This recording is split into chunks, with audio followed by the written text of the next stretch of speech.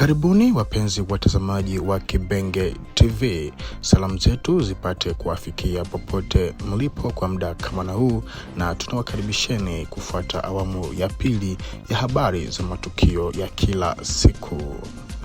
Wizara ya mambo ya ndani, usalama, ugatuzi na masuala ya mila inaandaa kuanzia leo Alhamisi tarehe 22 hadi Jumamosi tarehe 24 Januari mwaka 2026 huko mjini Kinshasa, mkutano wa kitaifa unaolenga kurejesha mamlaka ya dola katika eneo la mashariki ya Jamhuri ya Kidemokrasia ya Kongo kwa mkazo maalumu kwenye mji wa Uvira katika jimbo la Kivu ya Kusini.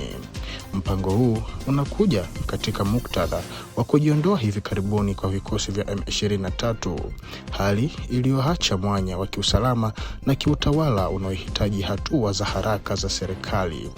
Kwa mujibu wa naibu waziri wa masuala ya mila Jean-Baptiste Ndeze Katurebe, masuala makuu yatakayojadiliwa katika mkutano huo ni pamoja na kuimarisha na kuendeleza mijadala kati ya washiriki na wataalamu, kuandaa mapendekezo yenye tija na uhalisia, kuweka mifumo ya pamoja itakayowezesha kurejeshwa kikamilifu kwa mamlaka ya dola huko Uvira na maeneo jirani. Serikali imewahalika rais wa bunge la mkoa wa Kivu ya Kusini pamoja na gavana wa jimbo hilo kuteua wataalamu wawili wenye sifa ili washiriki kikamilifu katika kazi za mkutano huo na kuchangia katika uandaaji wa suluhisho za vitendo. Mheshimiwa Justin Bitakwira ameongea kwa mara ya kwanza tangu waasi wa M23 na jeshi la Rwanda lijiondoe mjini Uvira.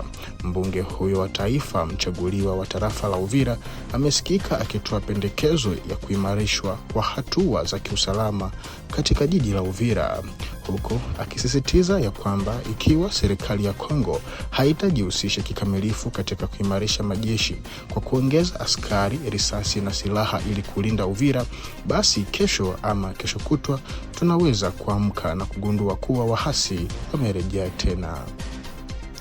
Kulingana na chanzo cha kuaminika, tangu jana tarehe 22 Januari mwaka 2026 karibu saa 3 za usiku ama 21h, wanajeshi wa Rwanda wamesadikika kuondoka katika maeneo kadhaa yakiwemo Kanyabayonga na viunga vyake.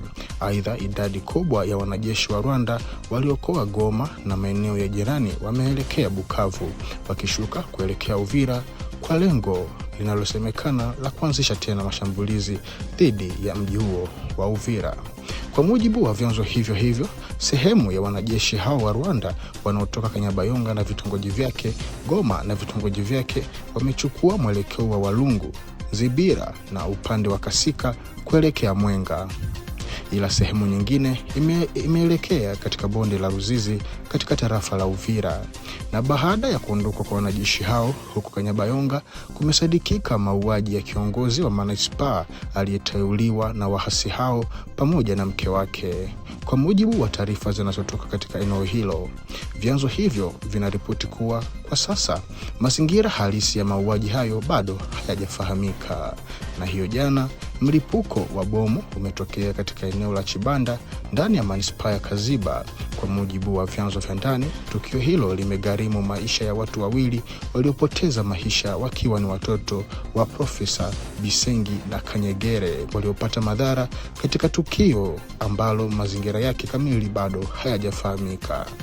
Kufuatia hali hiyo, shirika la Msalaba Mwekundu wa eneo hilo limetangaza tahadhari ukiwataka wananchi kuwa waangalifu sana, hususan kuepuka kugusa au kuchezea vitu vyovyote vinavyotiliwa shaka na kutoa taarifa mara moja kwa mamlaka husika endapo kutabainika hali isiyo ya kawaida. Uchunguzi unatarajiwa kufunguliwa ili kubaini chanzo cha mlipuko huo na wajibu wa husika iwapo upo.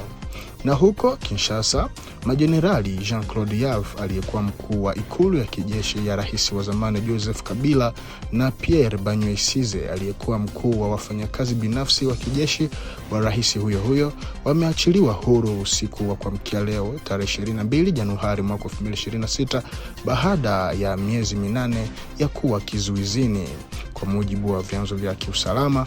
Hata hivyo, maafisa hao wakuu bado wako chini ya uangalizi mkali na wamewekwa katika kifungo cha nyumbani na vyombo vya usalama.